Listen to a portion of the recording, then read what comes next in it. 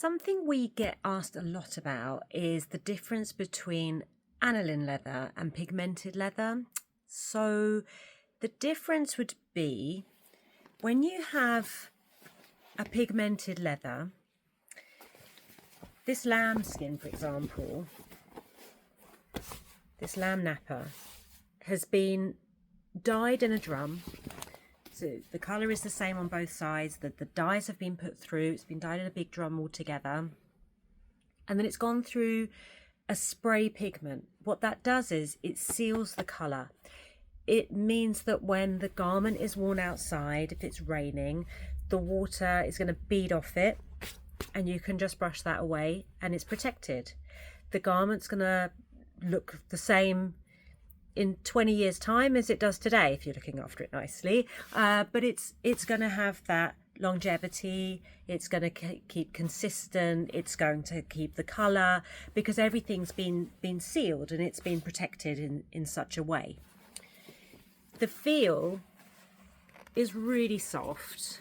It hasn't lost anything by being pigmented, but it does have that level of protection.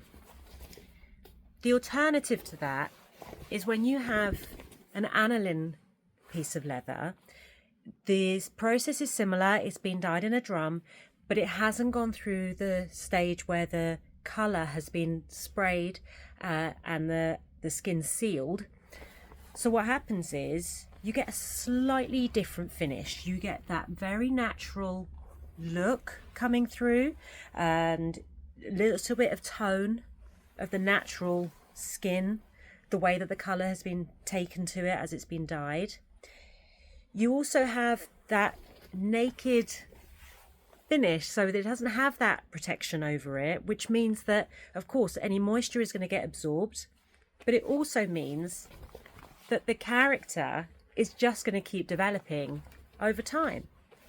So it will take on the character of the person that's been wearing it, which actually is quite special.